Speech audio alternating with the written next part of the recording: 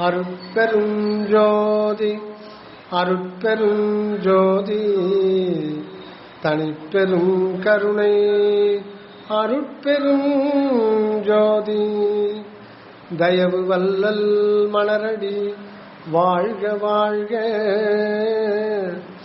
எல்லா உயிர்களும் இன்புற்று வாழ்க.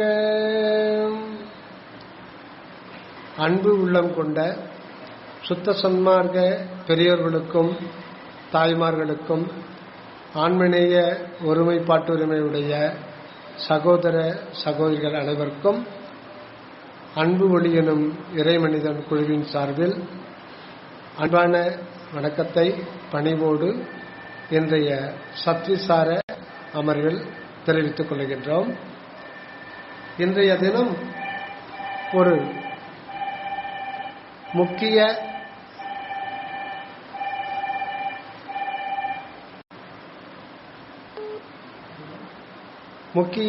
தலைப்பில் நாம் சத்விசாரம் செய்ய இருக்கின்றோம். அதாவது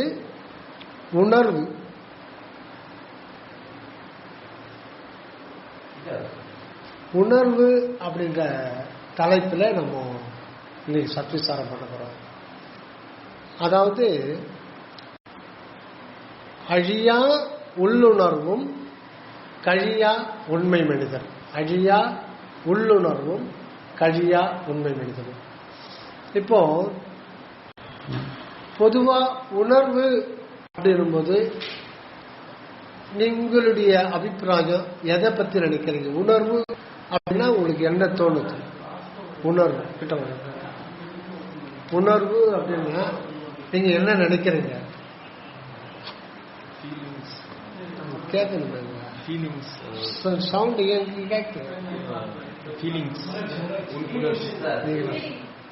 அந்த எல்லாம் கேட்காது.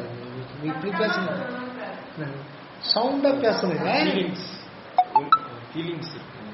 ஐயா நீங்க வாங்க, நீங்க உங்க இல்ல நீங்க வாங்க, பேசுங்க.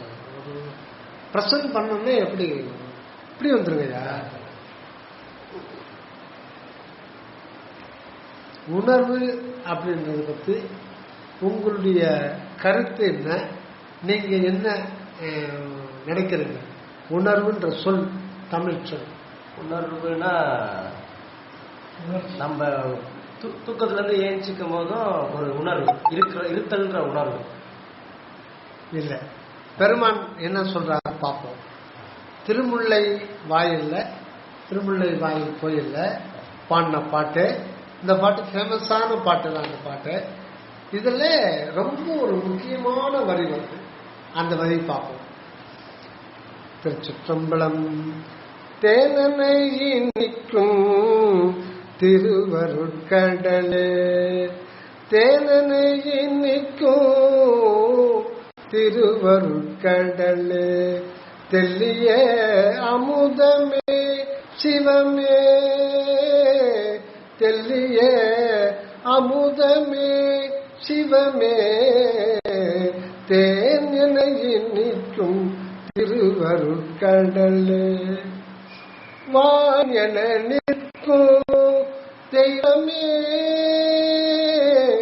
வான் என நிற்கும் தெய்வமே, முல்லை வாயில் வாழ் மாசில மணியே, முல்லை வாயில் வாழ் மாசில மணியே, ஊனென நின்ற உணர்விலே, ஊனென நின்ற உணர்விலேன் எனினும் உன் திருக்கோயில் வந்தடைந்த, ஊனென நின்ற உணர்விலேன் எனினும் உன் திருக்கோயில் வந்தடைந்தால், எனில கேளது இருந்தனை ஐயா, எனில கேளாதிருந்தனை ஐயா, இது நின் திருவருட்கு இயல்போ. இதுல மூணாவது வரிதான் ஊன் என நின்ற உணர்விலே. ஊன் அப்படின்னா மாமிசம், மாமிசம். ஊன்னா மாமிசம். 3 சுழின்னு போட்டா உணவு, 2 சுழின்னு போட்டா மாமிசம் அர்த்தம்.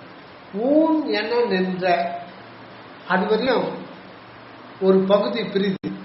ஊன் என நின்ற உணர்விலே அந்த ஊன் என நின்ற அப்படின்னா அது வரையில கமா. இந்த பாடல்கள்லாம் கமா, ஆச்சரியக்குறி, மேற்கோள் அதெல்லாம் கிடையாது. நம்ம தான் அது செஞ்சுக்கணும் தமிழ்ல. அதெல்லாம் இப்ப ஒரு 100 வருஷத்துக்கு முன்னாடி இறக்குமதி ஆனது தான். பழைய தமிழ் பாடல்ல கமாலாம் கிடையாது, மேற்கோள் கிடையாது, ஆச்சரியக்குறிக்கு போட மாட்டாங்க, கேள்விக்குறி போட மாட்டாங்க, எதுவுமே இருக்காது. அப்படியே வரும். அதனால குருவை வச்சுக்கிட்டு தான் அந்த பாடல். இப்ப இங்கீத மாலையும் தான் அப்படித்தான். கேள்வி நம்ம கேள்வி போட்டா நமக்கு ஒரு பட்டுன்னு தெரியும், அடடா கேள்வி கேட்கறாங்க, அது வராது. ஆச்சரியக்குறி வராது. இதுல ஊன் என நின்ற அங்க ஒரு கமா வருது. அதாவது இந்த மாமிச உடலையே நான் அப்படின்னு இருக்கேன். அப்படி இருக்கும்போது ரிசல்ட் இது நெகட்டிவானது. ரிசல்ட் என்ன நமக்கு வருது? அப்படி இருக்கிறதுனால என்ன நான் கெட்டு போயிட்டேன் அப்படின்னா ஊனென நின்ற உணர்வில்லை. அதான் உணர்வு இல்லைன்னு அப்படின்றாங்க. ஊன் என நின்ற உணர்வு இல்லை. இந்த உணர்வுன்ற ஒரு சொல்லு இருக்கு பாருங்க, அதுலயே ஒட்டுமொத்த ஆன்மீகமும் அந்த உணர்வுன்ற ஒரு சொல்லுல அடங்குது. ஏன் அப்படி அது அடங்குதுன்னா, இப்ப இது இடம், இந்த இடம்ன்றது ஆகாசம். இது இருக்குல்ல கேப், அது கேப்லாம் சொல்லக்கூடாது, இடம் ஸ்பேஸ். இது எல்லா இடத்துலயும் இருக்கு, எல்லா இடத்துலயும் இருக்கு. இந்த இடம்ன்றது எங்கேயுமே முடியாது. அது எத்தனை கோடி கோடி கோடி ஒளியாண்டுகள் போனாலும் அது போயிட்டே தான் இருக்கும், போக போக இடம் வச்சுட்டு இருக்கும். அந்த இடத்துக்கு உள்ளிடா அதுதான் அன்பு என்கின்ற ஒரு இருப்பு இருக்குகின்றார் வரலாறு. அதுதான் திண்டுக்கல் சுவாமி அவங்க அழகா சொல்றாங்க. அந்த புகழரும் அகண்ட பூரணம் வருதுங்களா? அகவல்ல புகழ அரும் அகண்டம். அகண்டம்னா எல்லை கிடையாது. அந்த அகண்டம்னா கண்டம் அப்படின்னா அதுக்கு ஒரு எல்லை வரையறுக்கப்பட்டது கண்டம். இப்ப ஆப்பிரிக்கா கண்டம், ஐரோப்பா கண்டம், அமெரிக்கா கண்டம், ஆசியா கண்டம்னா ஒரு எல்லை. அகண்டம்னா அது பூமியெல்லாம் கணக்கு கிடையாது, டோட்டலா அது எல்லையே கிடையாது. இந்த பிரபஞ்சம் டோட்டல் எல்லையில்லாத ஒரு புகழ அரும் அகண்டம்ன்றார். புகழ அரும்னா சொல்லிலாம் முடியாது.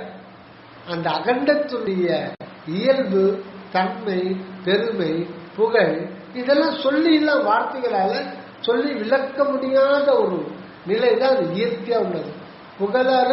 புகழ அரும் அகண்ட பூரணம். இதுக்குள்ள பூரணம் அதான் கடவுள். பூர்ணம்மான்னு பேர் வைக்கிறாங்க, பூர்ணானந்தன். பூரணம்னா நிறைவு, இன நிறைவு, அன்பு நிறைவு, அருள் நிறைவு, இன்ப நிறைவு. அதுதான் சச்சிதானந்தம். இது 3 ஒன்றுதான். புகழரும் அகண்ட பூரண நடு, அதுதான் அந்த நடுவா இருக்குதுன்றார். நடுன்னா எல்லாத்துக்கும் அதுதான் ஆதி மூல காரணம், எல்லாத்துக்கும் அதுதான் சத்து பொருளா. புகழரும் அகண்ட பூரண நடுவாய் அகநடு வகுத்தற்பொருள். இப்ப அகண்ட வெளியிருக்கிற ஒன்றுதான்.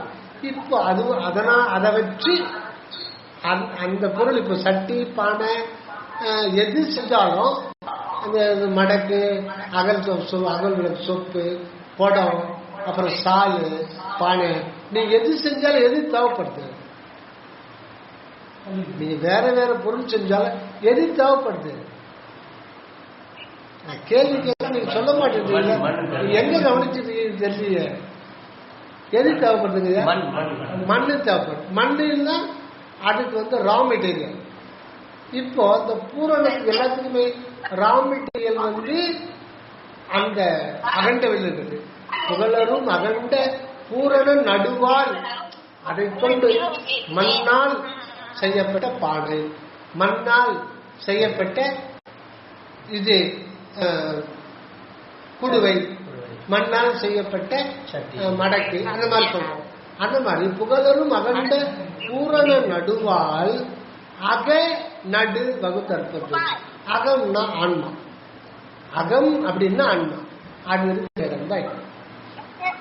அதுவே அதை வச்சு அதையே அப்படியே கொண்டாந்து நமக்குள்ள வச்சிருக்காரு. அப்ப எல்லையில்லாத அது அகண்ட வெளி முற்றும் அன்பு வெளியா இருக்கிற கடவுளே தன்னை அப்படியே பிரஸ் பண்ணி அணுவடிவாக்கி இங்க கொண்டு வைக்கிறார். அங்க இருப்பாக இருக்கிறார், இருப்பாக இருக்கிறார். அப்படி இருக்கிறனால பிரயோஜனம். இங்க அவரு இருப்பு நிலையிலிருந்து உணர்வு நிலைக்கு வர்றார்.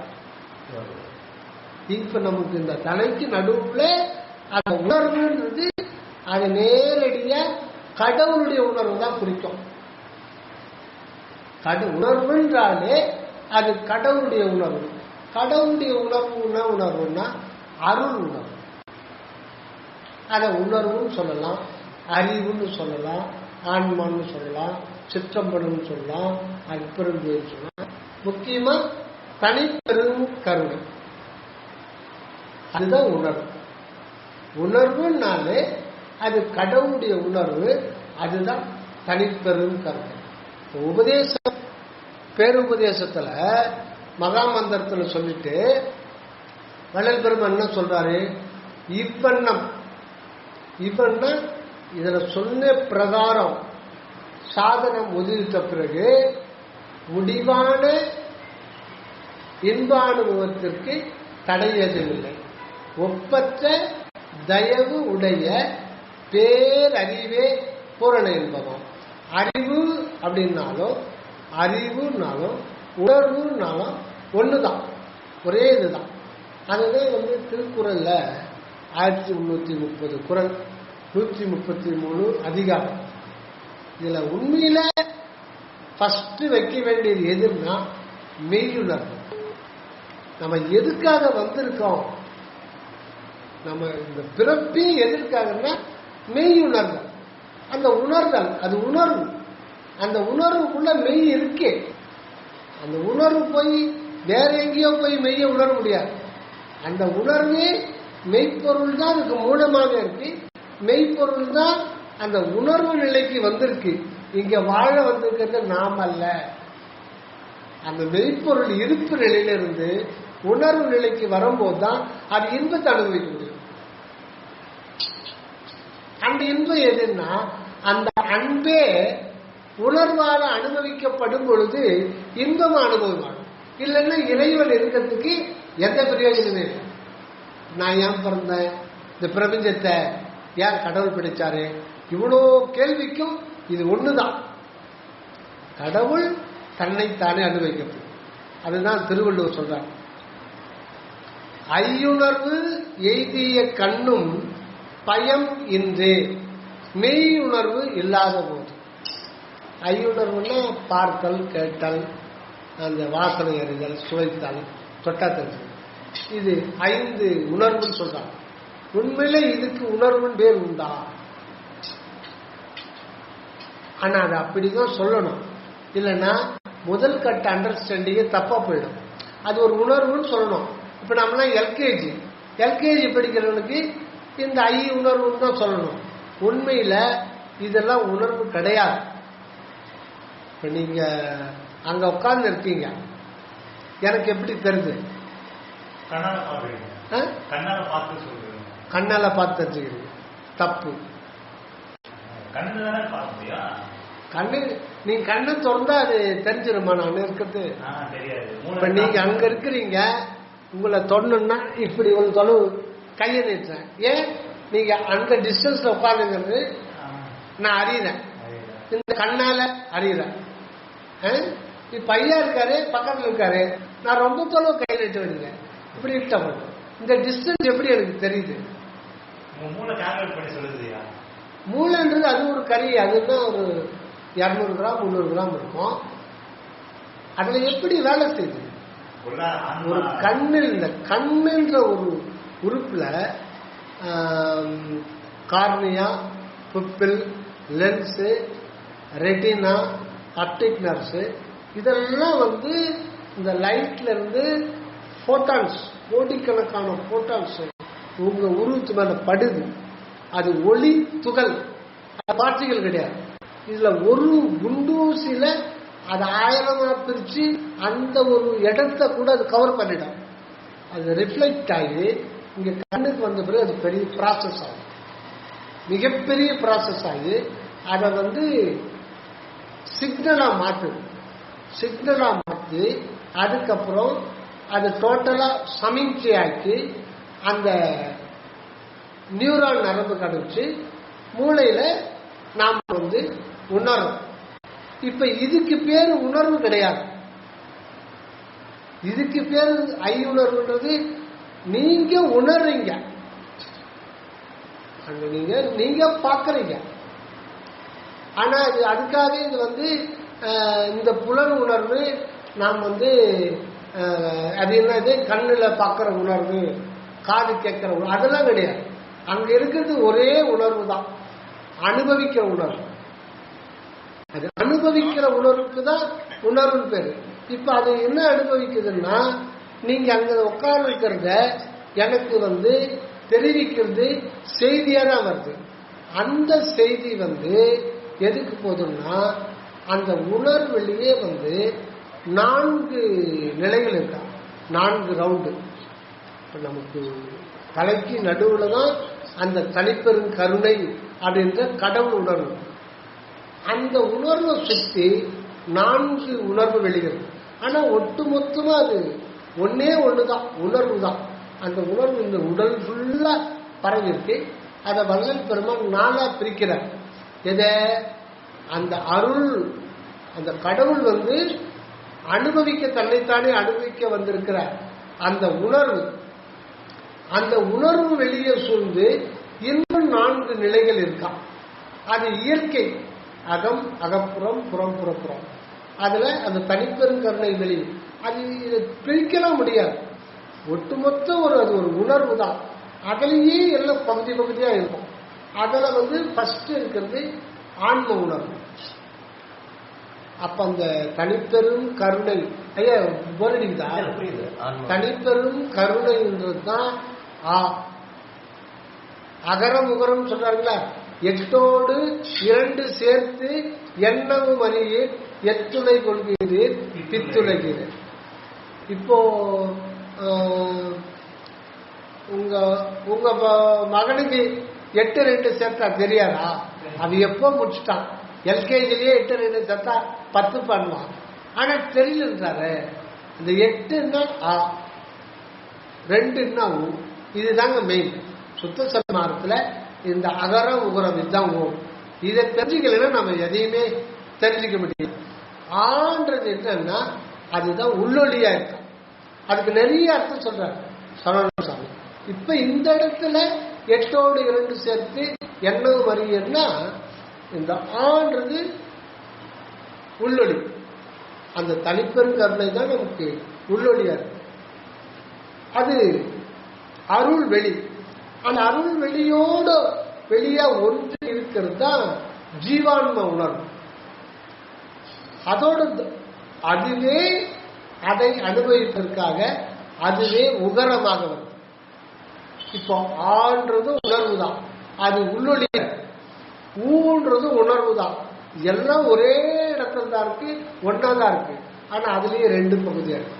இந்த ஊன்றது தான் நாமம்.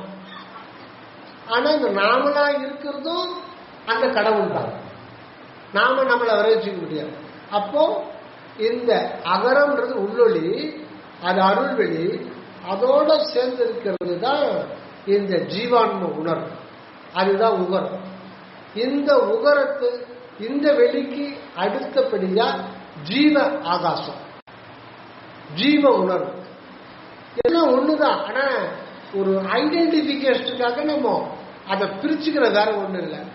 அந்த ஜீவ உணர்வு அந்த இதுல வருது. அந்த செல்லுல வந்திருக்கும் பாருங்க.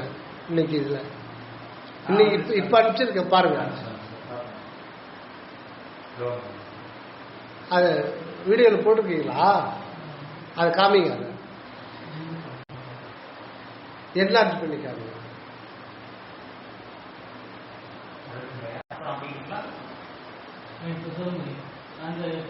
தெரிஞ்சுங்களா? அப்போ கடைசி விட்டத்துல இருக்கிறது என்ன கடல் இருக்குது காமிக்கிறீங்க? கொஞ்சம் காமிங்க, பார்த்து சொல்லிடுறேன். ஞாபகம் இல்லை, நீங்க அங்க காமிக்க. அது இந்த ப்ளூ கலர்ல பாருங்க, அது வந்து இந்திரிய ஆகாசம். ப்ளூ கலர்ல இருக்கிறது இந்திரிய ஆகாசம். இது மொத்தமே உணர்வு தான், இதை பிரிக்கலாம் முடியாது. இறைவன் தன்னைத்தானே அனுபவிக்கிறதுக்காக இது மொத்தமே இருக்கிறது தான். இதுல இருக்கிறது இது வந்து சும்மா ஒரு ஐடென்டிபிகேஷன் தான், அதை பார்க்கலாம் முடியாது. இந்த மாதிரி எல்லாம் பார்க்கக்கூடிய ஒண்ணு கிடையாது. இது இந்த வெளியில தான் நம்ம பார்க்கிற எக்ஸ்பீரியன்ஸ், கேட்கிற எக்ஸ்பீரியன்ஸ், சுவைக்கிற எக்ஸ்பீரியன்ஸ். இது இந்த ப்ளூ கலர் போட்டிருப்பாருங்களா, சுவைக்கிற எக்ஸ்பீரியன்ஸ், தொட்டா செஞ்சுக்கிற எக்ஸ்பீரியன்ஸ் எல்லாமே நமக்கு இங்கதான் அனுபவம் ஆகும். இந்த அனுபவத்தை கொடுக்கிறது யாருன்னா இந்த சிவப்பு புள்ளி, அதுதான் தனிப்பெரும் கருணை, அதுதான் அகரம்.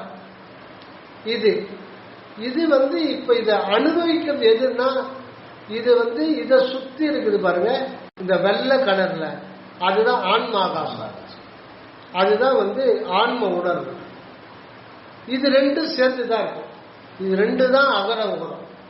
இப்ப இதுல என்னன்னா, இந்த மஞ்சள் மூணாவது இருக்கு பாருங்க, இதுதான் ஜீவ ஆகாசம். ஜீவ ஆகாசம் உயிர் உணர்வு எல்லாம் மொத்தமே ஒரே உணர்வு தான்.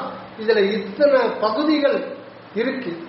இப்ப ஏன் இந்த மாதிரி பகுதி பிரிச்சு வச்சிருக்காங்களா, இங்க வந்து இந்த வெள்ளை இருக்கு பாருங்க ஆன்மாகாசத்துல, அதுக்குரிய உணர்வு என்னன்னா சச்சிதானந்தம், இறை இன்ப உணர்வு, அருள் இன்பம் மட்டும்தான் இங்க என்றாலும்.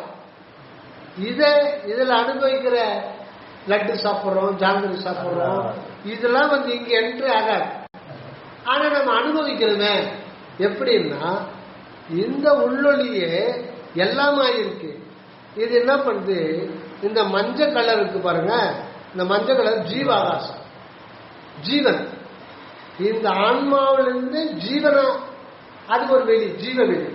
அத வந்து இந்த ஜீவ ஆகாசத்துல தான் நம்ம எல்லாத்தையுமே உணர்றோம்.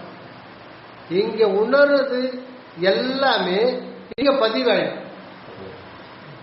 இங்க உணர்றதுல இந்த மஞ்சள் இதுதான் ஜீவாகாசம்.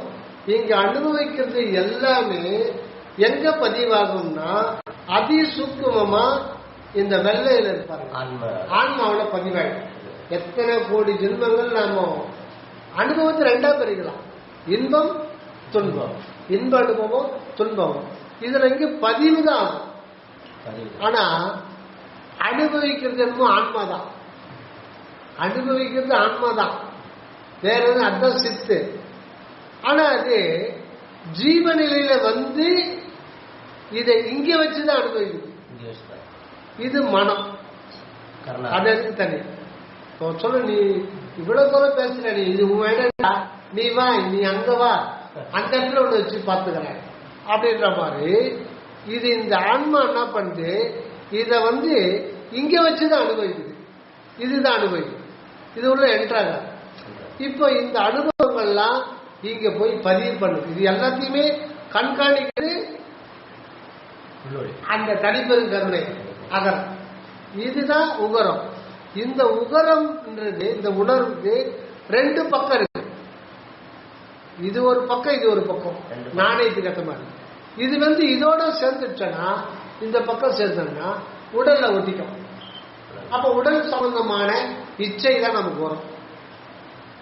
அது அப்படிதான் வரும். ஆரம்ப கட்டத்துல உடல் சம்பந்தமான பார்த்தல், கேட்டல், சுவைத்தல், நுகர்தல், ஸ்பரிசித்தல், இது வழியாகவும் மன வழியாகவும் என்னென்ன வகை வகையான இன்பங்கள் இருக்குதுன்னா அதெல்லாம் மொத்தத்தையும் முறைப்படி அனுபவிச்சு முடிச்சுதான். நீங்க கஞ்சா கூட அடிச்சுதான் வரணும், அது ஒண்ணுமே பண்ணவே முடியாது. அது குடிக்கிறவன் 2-3 ஜென்மத்துக்கு குடிச்சிக்கிட்டு தான் இருப்பான்.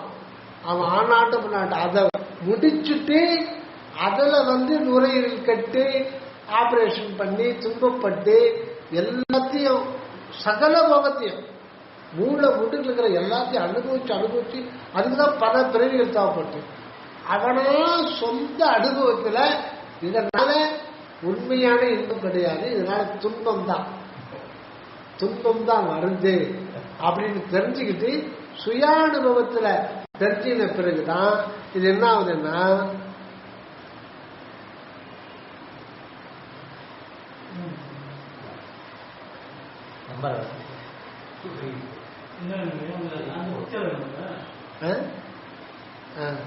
இப்போ சுயானுபவம் தெரிஞ்சின பிறகு இது இதை சார்ந்து முன்ன இந்த ஆன்மாகாசம் ஜீவாகாசம் காட்டும் போது ஜீவாகாசம் பூதாகாசம் உடலை சார்ந்துச்சுன்னா உடல் சதா கேட்கும், எனக்கு அக்கை வாங்கிக்கணும் இத்த வாங்கிக்கணும் நம்மளை வற்புறுத்தும். அங்க மசாலா தோசை சாப்பிட்டோன்னா அந்த ரோடுக்குள்ள அடுத்த வாரம் சுண்டி இருக்கும், அது ஆட்டோமேட்டிக், அது நாக்கு விடாது. அப்ப குடிக்கிற இந்த நீங்க இதுல பண்ணாலும் அந்த என்ன ஒரு திருத்தறதுக்கு ஒரு இது இருக்கு இல்லையா, ஆமா அந்த திருத்தறதுக்கு ஒரு என்னத்தான் கொடுங்க, அது 48 நாள் இருந்தோம். அப்புறம் அந்த வழியா சும்மா போய் தான் பாப்பமே எழுவான் தப்புன்னு உள்ள போட்டு அது எப்போ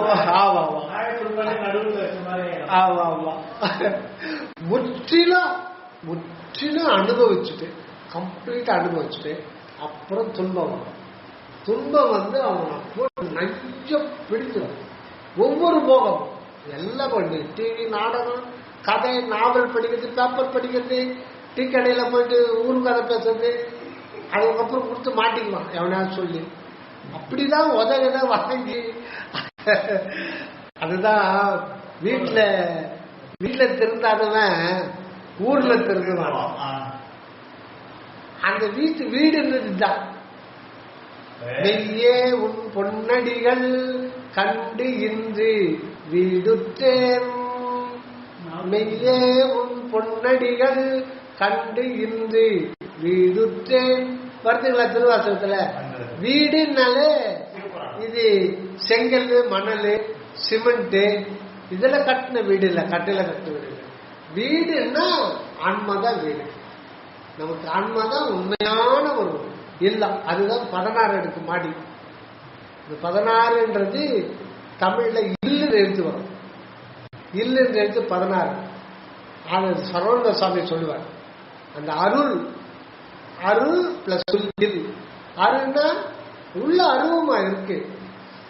அது இந்த இல்லுன்ற எழுத்து ஞானம் நிறைவு குறிக்கும், ஞானம் நிறைவு அருள் ஞான நிறைவு குறிக்கிறது அந்த 16.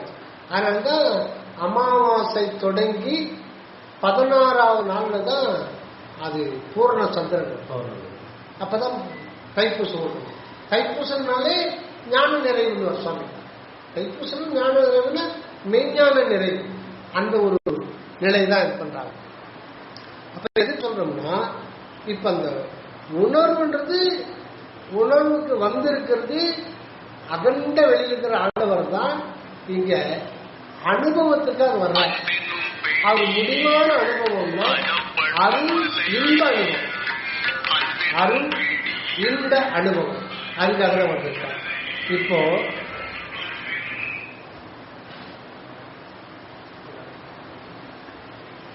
அருட்பிரகத உணர்வு பத்தி சொல்றேன், உணர்வுன்றத பத்தி. ஏன்னா இப்ப நீங்க ஃபுல் சப்ஜெக்ட் உணர்வு பத்தி நம்ம தெரிஞ்சுக்கோம். உணர்வு தான் உண்மை மனிதன், உடல் அல்ல. ஆனா அந்த உணர்வு விளங்க ஆரம்பிச்சாலே அந்த உணர்வுக்கு சப்போர்ட்டிவா எல்லாம் வந்துடும். இந்த தேகம் வந்துடும், அது இழுத்துக்கும், பஞ்சபூதங்களை எடுத்து உடல் ஆக்கிக்கும். அப்புறம் அந்த ஒரு உயிர் ஆன்மாவோட உயிர் சக்தி வெளிப்படும். அந்த உயிர் சக்தியில அதனுடைய மையப்பகுதி மன அறிவா வந்துடும். இது எல்லாம் ஒரு அந்த அது சொல்லுவாங்க அந்த பந்துக்கள், இந்த அகம் அகப்புறம் புறம் புறப்புறம் உள்ளே வெளியே, அது இயற்கையில் இருக்கிறது. அது ஒன்றும் நம்ம இது பண்ண முடியாது, இயற்கையில் அப்படித்தான் இருக்கு. அகம்னா உள்ளே, புறம்னா வெளியே. அதுலயே 2 உள்நிலையில 2 அகம் அகப்புறம்னா இதுல பாதி அதல பாதி சேர்ந்த ஜீவன். ஜீவன்றது ஆன்மா பாதி பாதினா அது அந்த மாதிரி கணக்கு வராது, உயிர் சக்தி அதில் வருது. புறம் புறம்னும் போது இந்த மனம்ன்றது புறம், இதெல்லாம் சேர்ந்துதான் இந்த ஜீவன்ல சுவாசம் இருக்கு இல்லையா, இது இந்த சுவாச காற்று எவ்வளவு இது அமுத்தம்னா நம்ம ஆல் க்ளோஸ். ஆனா ஆன்மா சராது, உயிர் போயிடுது. ஏன்னா இதுல ஆன்மாவும் இருக்கும், புறக்காற்று நம்ம புறக்காற்று இல்லைன்னா நம்ம வாழ முடியும். அப்ப செத்து போயிட்டோம்னா நமக்கு ஆன்மை இருக்கே தெரியாது. அதனால இது 50% அகம் 50% புறம், அகப்புறம், அதுதான் ஜீவன். அப்ப இந்த ஜீவன்ல தான் உங்களுக்கு எல்லா அனுபவமும். அப்ப இறைவனே இந்த ஜீவனா அதுதான் உயிர் உணர்வு. அந்த உயிர் உணர்வுல தான் எல்லாத்தையும் அனுபவிக்கணும். நம்ம லட்டு சாப்பிட்றோம், மசாலா தோசை சாப்பிட்றோம், காதுக்கு இனிய இளையராஜா இது கேட்கறோம், கண்ணுக்கு இனிமையா வண்டலூர் ஜூ போய் பார்க்கறோம், ஊட்டி கொடைக்கானல் பார்க்கறோம். இப்படி பலவிதமான இதெல்லாம் இருக்கு. ஐயா போயிட்டு இருக்கீங்களா? வந்து இருக்கா? அப்போ இது என்னங்க ஸ்டாப் ஆயிடுச்சா? இப்போ அப்போ இந்த உயிர் உணர்வு பொது. உலக இன்பத்தை அனுபவிக்கிறதுனால இது வேணும், கடவுள் இன்பத்தை அனுபவிக்கிறதுனால இது வேணும்.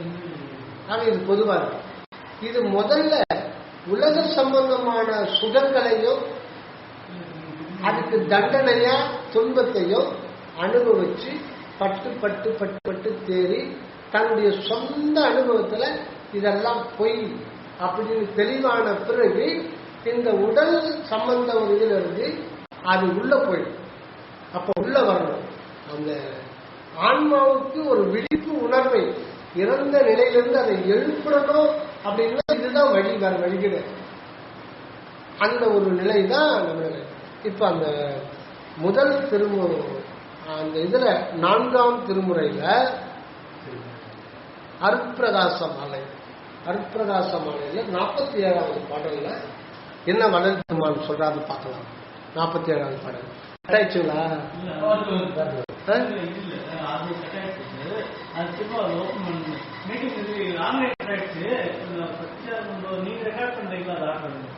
சரியாகல.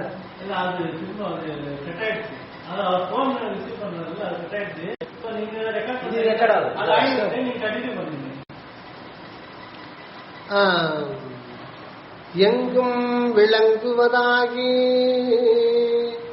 இன்பமயமாகி என் உணர்வுக்கு உணர்வு தரும் இணையடிகள் வருந்த. இந்த வரிதான் முக்கியமானது. என் உணர்வுக்கு உணர்வு தரும் இணையடிகள் வருங்க. ஆக இந்த இடத்துல உணர்வுன்றது அந்த ஒண்ணுதான். அதுல நான்ன்ற தன்மை இருக்கு, தான் அப்படின்ற தன்மை இருக்கு. அந்த உணர்வுல நான்ன்றது ஒரு பாதி இருக்கு, ஒரே உணர்வு வெளிதான்.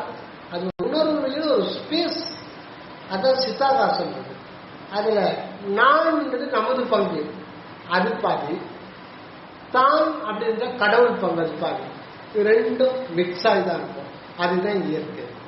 ஏன் அப்படின்னா இரண்டாக நின்னாதான் அவர் அனுபவிக்க முடியும். இப்ப சர்க்கரை இருக்கு, சர்க்கரை இனிப்பு தான். அந்த சர்க்கரை அதுவே அதை அனுபவிக்க முடியுமா? அதுக்கு இன்னொரு ஆள் தேவைப்படும். இப்ப கடவுள் நிலையில என்ன பிரச்சனைன்னா, இன்பத்தை அனுபவிக்கணும்னா அதுக்கு இன்னொரு ஆள் இருந்தால்தான் இன்பத்தை அனுபவிக்க முடியும். இதுல என்ன பிரச்சனைன்னா, நீங்க எது இந்த உலகத்துல வர வைச்சாலும் அந்த சத்து பொருள் தான் வரணும், வேற கொண்டு வர முடியாது. இறைவன் சர்வ வல்லவர் தான்.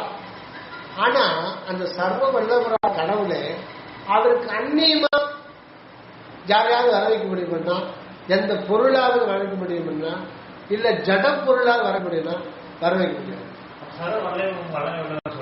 அப்ப எல்லாம் வல்ல தன்மையுடைய அந்த இறைவனுக்கே இது முடியாது. அப்ப சர்வ வல்லவன் சொல்ல முடியும். எப்படி? அப்ப சர்வ வல்லவன் எப்படி சொல்ல முடியும்? இது முடியாது இல்ல. சர்வமும் சர்வம் எல்லாத்தையும் முடியல இல்ல. அப்படி நான் சொல்றேன். சர்வ வல்லவர்னா முடியணும்ல அவரால. இல்ல, அது எதுக்கு சொல்றேன்னா, உடனே நீ அவரு சர்வ வல்லவர் தான், ஆனா அவருக்கு கூட ஒரு முடியாத ஒன்று பெருங்க. இப்போ ஒரு எறும்புக்கு முக்தி கொடுக்க முடியுமா? இறைவன் சர்வ வல்லவர் தானே. இறைவன் சர்வ வல்லவர், சர்வ வல்லவர். அவர் உங்களுக்கு கனவுல வர்றாரு, எனக்கு வள்ளலார் மாதிரி என்ன ஆக்கி விட்டுருப்பாரு. இல்ல, நீ பயிற்சி எல்லாம் பண்ணணும். நீங்க சர்வ வல்லவர் தானே. நான் பயிற்சியே பண்ணதால கூட என்னை புத்தக செஞ்சு கொடுத்துருவேன்னா கொடுத்துட முடியுமா? அதுக்காக அவர் சர்வ வல்லவர் இல்லைன்னு சொல்ல முடியாது. எதையுமே முறைப்படிதான் செய்யணும். அந்த ஒரு இதுதான் வேணும். அப்போ என் உணர்வுக்கு உணர்வு தரும்ன்றது இதுல அகரம் உகரம் ரெண்டும் சேர்ந்துதான் ஓம். அந்த ஓம்ன்றது தான் அருள் உணர்வு, அருள் வெளி. அதுல ரெண்டு பாகமா இருக்கு. அந்த அகரம்ன்றது பரமான்மா, உகரம்ன்றது ஜீவான்மா உணர்வு. இப்ப இந்த உகரம் உடலை சார்ந்து கொள்வதனால்தான் நம்ம உலகியல்ல எல்லா விதமான அவஸ்தைகளும் நம்ம படுறோம். அப்ப இந்த உகரத்தை என்ன பண்ணோம்? இந்த உகரம் கூட நாம் அல்ல. உகரம்னா இந்த உணர்வு, நம்முடைய உணர்வு, நம்ம இருக்கிறோன்ற ஒரு உணர்வு உங்களுக்கு இருக்கு இல்லையா? உங்களுக்கு எதை அனுபவம்ன்ற ஒண்ணு இருக்கு. எதை அனுபவிச்சாலும் அந்த உணர்வு தானே அனுபவம் ஆகுது. வழி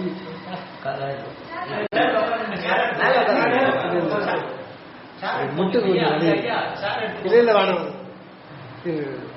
அப்போ அந்த உணர்வு இன்பம் துன்பம் ரெண்டா பிரியுது. இது ஒரு அனுபவம். இந்த அனுபவம் நமக்கு உணர்வுல வருது. நமக்கு இந்த அனுபவத்தை கொடுக்கறது யாருன்னா, அந்த உணர்வுக்குள்ள ஒரு உணர்வு இருக்கு. அதான் சொல்றாங்க, என் உணர்வுக்கு உணர்வு தரும் இணையடிகள் வருந்த. அதுதான் அகரம். இப்ப இந்த உகரம் ஆனா தன்னை அறியாம, அந்த அகரம்னா உள்ளொளி, அதுதான் தனிப்பெரு கருணை. அதை பத்தி தெரியலாம, தன்னை பத்தியும் தான் தெரியாம, இது மயக்கத்தினால இந்த உடம்பு தான் நாடு அப்படின்னு நினைக்கிறது. இந்த உடம்பு தான் நான் நினைச்ச பிறகு இதுல 5 திருடர்கள் இருக்காங்க. 5 பேர்.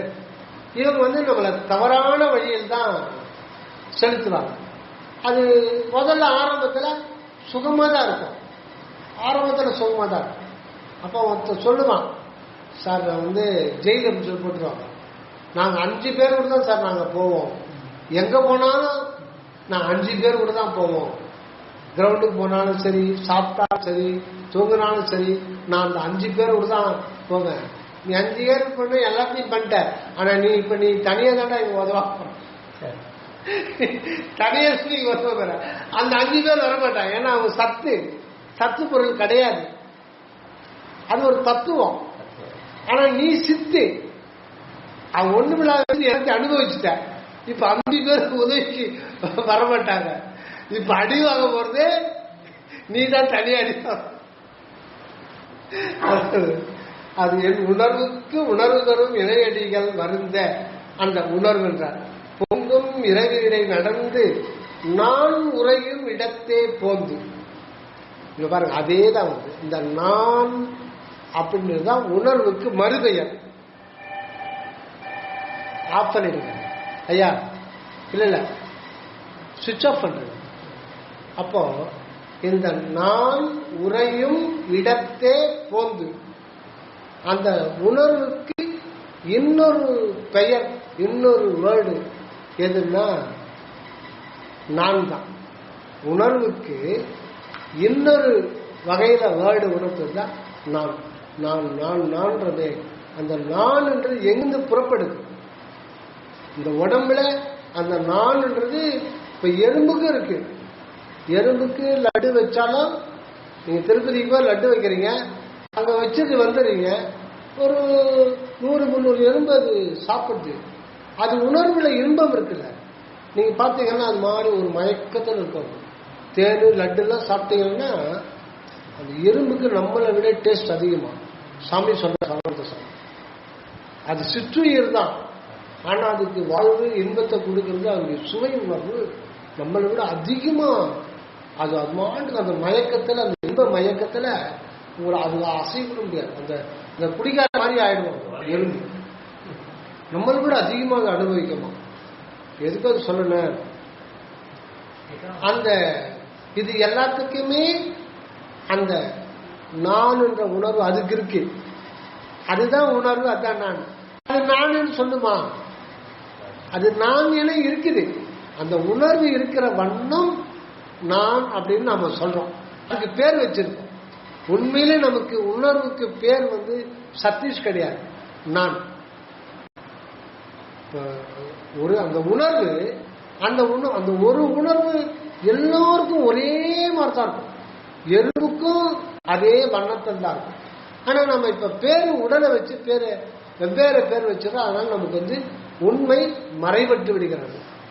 அப்ப அந்த உணர்வுக்கு உண்மையான பேர் எதுன்னா நான். அது எறும்புக்கும் அதே தான், நாய்க்கு அதே தான், யானைக்கு அதே தான், மனுஷனுக்கு அதே தான். எல்லாத்துக்குமே இந்த நான் என்ற நம்ம எப்படி நானும் இருக்கிறோமோ அதே மாதிரி தான். இப்ப நம்ம சத்தீஸ்வரர் புற உருவத்தை பார்த்து தான் நம்ம மருள் நிலைக்கு வந்துடும். அவர் வேற, நாம் வேற.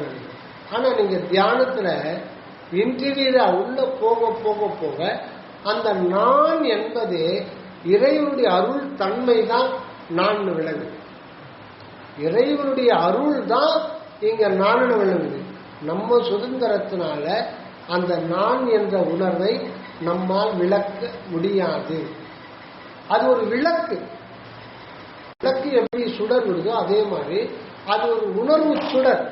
அந்த உணர்வு சுடர் உள்ளுக்குள்ளது வந்துட்டே இருக்கு. அதுக்கு காரணம் அதுதான் விளக்கு. ஆன்றது விளக்கு, ஊன்றது சுடர். ஒரு விளக்கு இப்போ அமாவாசைக்கு 12 மணிக்கு லைட் இல்லை, ஒண்ணு நல்லா ஆஃப் ஆயிடுச்சு, கரண்ட் இல்லை, ஃபுல்லா பவர் கட்டு, ஃபுல்லா இருக்கு, எந்த பொருள் எதுவுமே தெரியல. ஒரு சின்ன விளக்கு இது பரிந்துரை, அந்த மாதிரி விளக்கேற்றுறீங்க. விளக்கு எவ்வளவு மிளகளவு தான் இருக்குது. அது ஏற்றிட்டோம்னா லைட்டா தெரியும், எல்லாமே தெரியுது. அது எப்படி தெரியுது? அது மிளகளவு தான் இருக்குது. அதுதான் ஒளி, அதான் விளக்கு. ஆனா அதனுடைய இயல்பு சுடர் நிலைய விரியம், அப்படியே விரியம், விரிஞ்சு இந்த பொருள்கள் எல்லாம் பட்டு அதை காமிக்கும். அதே மாதிரி நமக்கு உள்ள தலைக்கு நடுவில் அண்ணாவுக்கு மேல அந்த அகண்ட தீபம் அனுத்துவமா அந்த விளக்க பார்க்க முடியாது. அதுதான் இறைவன், அதுதான் அகரம்ன்ற உள்ளொரு. அதனுடைய சுடர் இயல்பு வந்துகிட்டே இருக்கும். அதுதான் நமக்கு நான். இப்ப இந்த விளக்கு நான் இருட்டில் ஏற்றி வச்சோம், அது சுடர் வருது. அந்த சுடர் யாருடையது? ஆமா, அமாவாசைல அந்த மிளகளவு ஏத்துனீங்க. ஆனா அதனுடைய ஸ்பேஸ் இவ்வளவு மிளகளவு தான் கவர் அப் பண்ணியிருக்கு. ஆனா இது ரூம் ஃபுல்லா பட்டு எல்லாத்தையும் நல்லா தெரியலனா கூட உங்களுக்கு கிளீனா தெரிஞ்சிடும். புதுசா வரவங்களுக்கு பொருள் லேசாகும், உங்களுக்கு எல்லாமே தெரிஞ்சிடும். ஏன்னா நீங்க பழக்கப்பட்டிருக்கீங்க. அப்ப அந்த சுடர் யாருடையது? யாருக்கு சொந்தமானது? அந்த தீபது, அந்த மிளகளவு தீபத்துக்கு சொந்தமானது. அதே மாதிரி நான் இருக்கிறேன் அதான் உணர்வு. அதாவது இந்த உணர்வுக்கு ஒரு பெயர் என்னன்னா நான். அது பொது. உங்களுக்குள்ள எப்படி நீங்க இருக்கிறீங்களோ அதே எனக்குள்ளதான், அதே அந்த அகரம் தான் நான் இருக்கிறேன் எனக்குள்ள விளங்குது. அது ஏன் விளங்குது? அந்த உணர்வு ஏன் விளங்குது? எதுக்காக விளங்குது? அது நான் என்ற வட்டத்தில் விளங்குது. அதையே விடுங்க. அதுதான் இயல்பு. அதுதான் நேற்று அந்த தம்பி கேட்டாப்புல, இறைவன் எப்படி உருவானார்? இதுக்கு நேரடியா பதில் சொல்ல முடியாது. நீ எப்படி உருவான? நீங்க சொல்லுங்க, நீங்க எப்படி உருவானீங்க? நேற்று தம்பி ஒரு 5ஆம் கிளாஸ் படிக்கிற தம்பி வேதாரண்யத்தை கேட்டாங்க. 3 கேள்வி. அப்பாவோட 100 ரூபாய் கேட்டாப்லையா? சொல்ல மாட்டாங்க. சொல்லுங்க, இறைவன் எப்படி உருவானார்? அதை சொல்ல முடியாது. இயற்கையில் உள்ளவர், அவரை உருவாக்கலாம் முடியாது.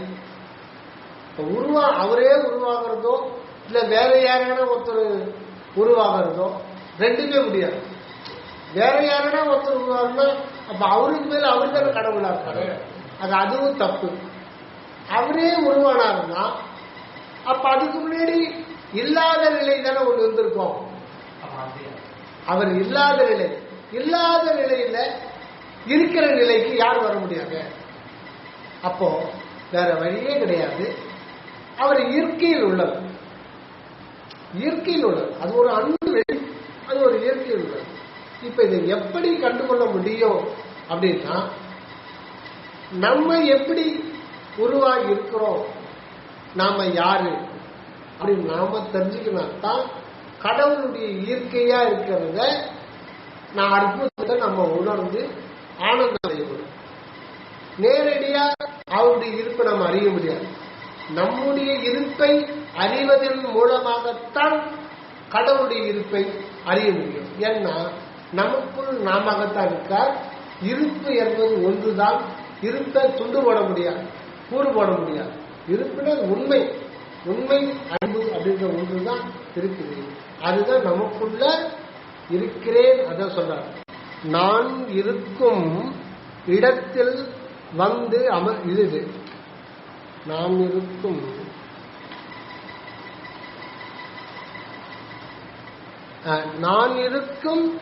நான் உறையும் இடத்தே போந்து.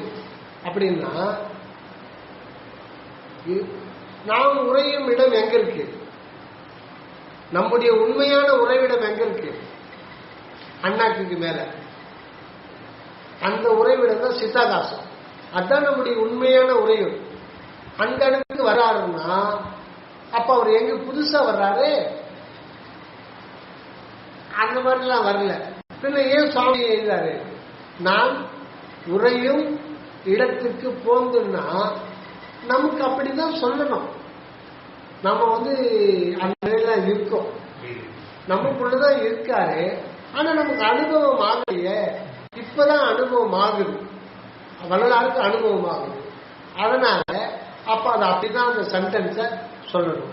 நான் உறையும் இடத்தை போந்து மணிக்கதவு காப்பாதன அவிட புரிந்து தங்கும் அடியேனை அழைத்து அங்கையில் ஒன்று அளித்தே தயவினோடு வாழ்க என தனி திருவாய் மலர்ந்தாய் இங்கு எனது அருப்பெருமை என்னுரைத்தேன் பொதுவில் இன்ப நட புரிகின்ற எனது நாயகனே. எத்தனாவது பாட்டு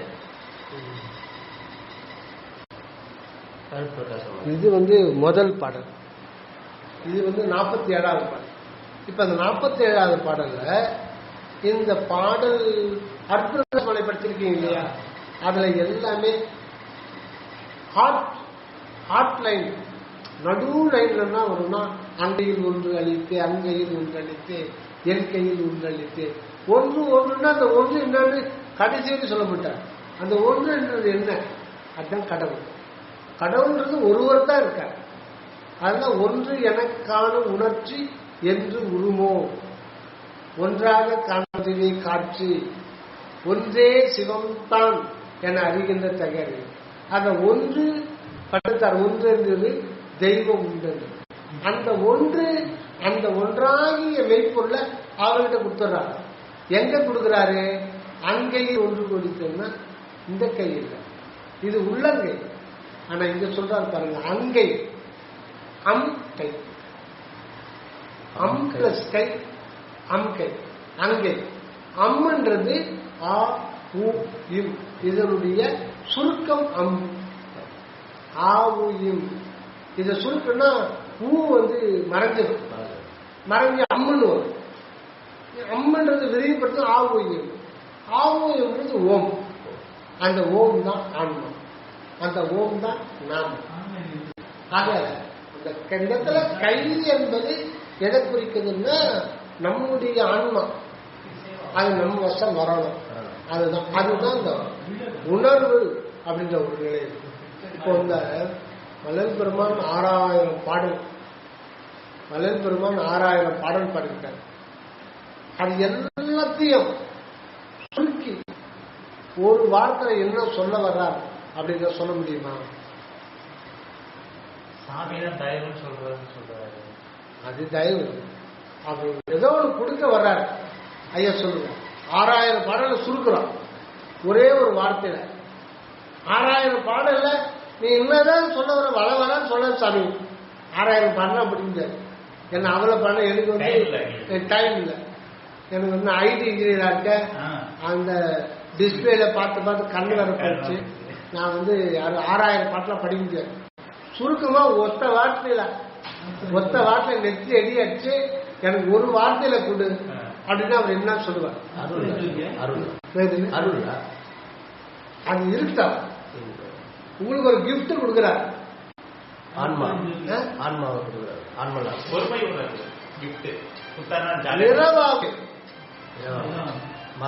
வள்ளலார் சொல்ல வந்தது ஒரே வார்த்தையில இரவாகும். புரியுதுங்களா? டெத்லெஸ்னஸ். இமோர்டல் பாடியா இருக்கு. இமோர்டல் பாடியா? இமோர்டல் பாடி. இரவாமை சொல்ல வந்தா வல்லவர். உனக்கு மரணம் இல்லை, நீ என்னை போல் முயற்சி செய்தால் இப்பவே பிறந்த பிறப்பிதில் தானே நித்தியமை வாழ்கிறார். அப்போ நாம வந்து சன்மார்க்கம் எதுக்கு வந்தோம்னா இந்த மாதிரி சும்மா பேசிக்கிட்டு இல்லைங்களா, அதுக்காக வந்துடும். இது வந்து உண்மையான இது புறநிலை சத்விசாரம் தான். அகநிலை சத்விசாரம் வந்து நம்ம உள்ள போய் வந்து உண்மையை கண்டுபிடிக்கணும், கண்டு அதோட ஒன்றிடும். அதை நம்ம எந்த அளவுக்கு வாழ்க்கையில பிராக்டிஸ் பண்றோம். அப்ப உண்மையோடு ஒன்றிவிட்டால் நமக்கு வந்து அந்த செயற்கையாகிய இறப்பு நீங்கி விடுன்ற. அப்ப வந்து இறப்பு என்பது செயற்கை, இரவாமை தான் இயற்கை.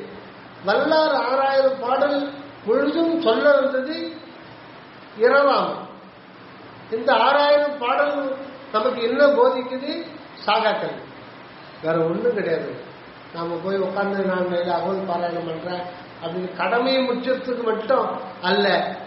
ஓது, நீ மகாமந்திரம் ஓது, அதுக்காக மட்டும் இல்லை. மகாமந்திரத்தை குறித்து இவ்வண்ணமாய் சாதனம் முதிர்ந்தான்னு சொன்னாரே தவிர, நான் சொல்லிட்டேன் எல்லாம் ஏற்கனவே எல்லா சமய மதத்திலையும் அப்படிதான் பண்றாங்க.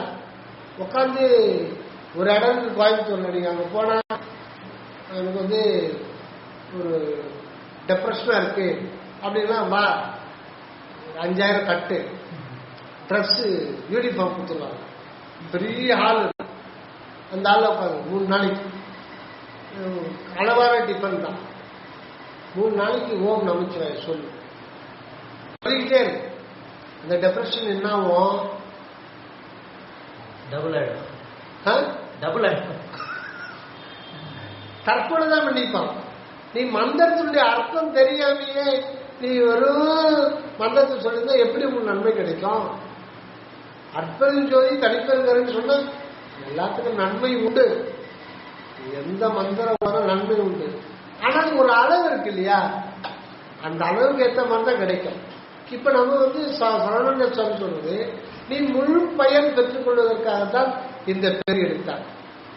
இந்த பிறவியே வந்து உனக்கு எதுக்குன்னா, நீ வந்து இந்த இறப்பை துண்டிக்கிறதுக்காகத்தான் இந்த பிறவி உனக்கு கொடுக்கப்படுது. ஆனா நாம என்ன பண்றோம்? காசு சம்பாதிக்கிறோம். அது தப்பு கிடையாது. காசு தானே செலவு பண்ணி ஐயா வீட்டில் வந்து இது பண்ண முடியும். காசு தானே செல்போனுக்கு சார்ஜ் ஏற்ற முடியும். எல்லாத்தையுமே காட்சி வேணும். அது செய்யலாம், அது ஒரு பக்கம் நடந்துட்டு இருக்கு. ஆனா அதை விட கோடி பங்கு மேன்மையானது நம்ம உண்மை தெரிஞ்சுக்கணும். இந்த உண்மைன்றது நம்முடைய உண்மை என்ன, நம்மளாம் யாரு, இந்த சிருஷ்டி எதுக்கு வந்திருக்கோம், நம்முடைய வாழ்க்கையினுடைய நோக்கம் என்ன, இதை நம்ம தெரிஞ்சுக்கணும். அதனால தியானம் ரொம்ப ரொம்ப முக்கியம். தியானமும் பரோபகாரமும் ரொம்ப ரொம்ப முக்கியம். அதுவும் சாமி சொல்லும் பொழுது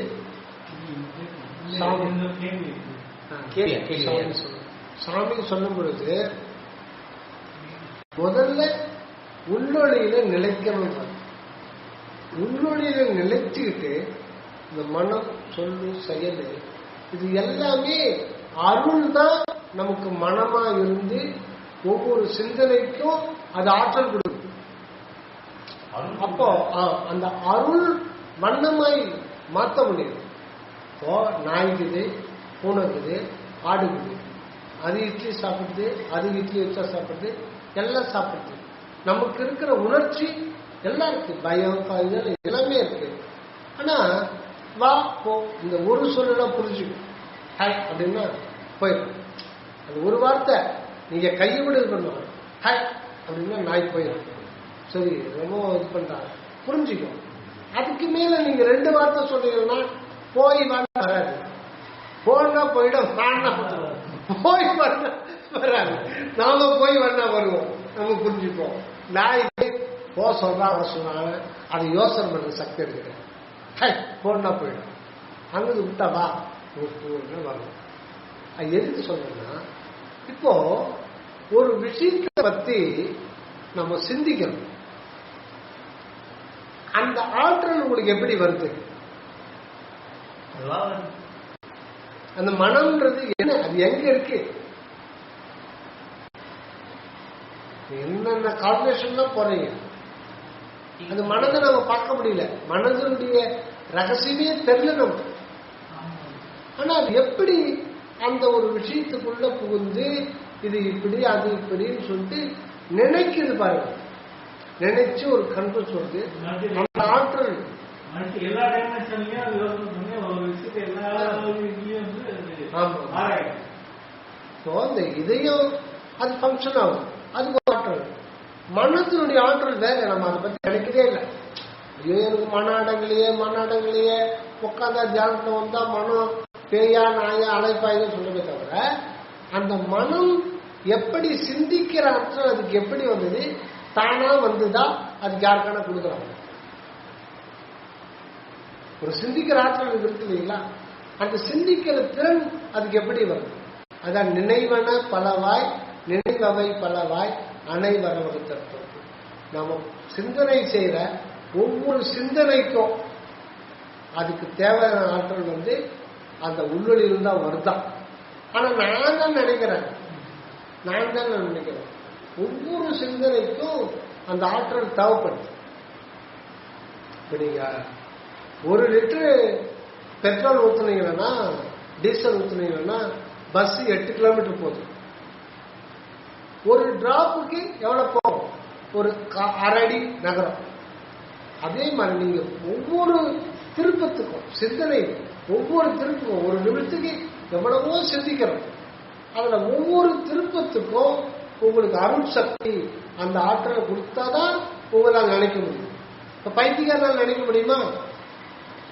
ஃபுல்லா மென்டல் ஆயிட்டான்னா நீங்க எது சொன்னாலும், பைத்தியக்காரன் 2 பிள்ளைங்க இருக்கிறாங்க, திடீர்னு மென்டல் ஆயிட்டான், ஒன்றும் தெரியாது, அவனுக்கு கவலையே பட மாட்டான், எங்க சுத்திட்டு இருப்பான். இப்போ பிள்ளைக்கு இந்த மாதிரி ஆயிடுச்சுப்பான், நீ எது சொன்னாலும் அவனுக்கு புரியாது. அந்த சிந்திக்கிற கெப்பாசிட்டி போயிடும். அப்ப நம்ம சிந்திக்கிறோம், நாம தான் நினைக்கிற சொல்றது அது ரொம்ப, அதுதான் அறியாமை.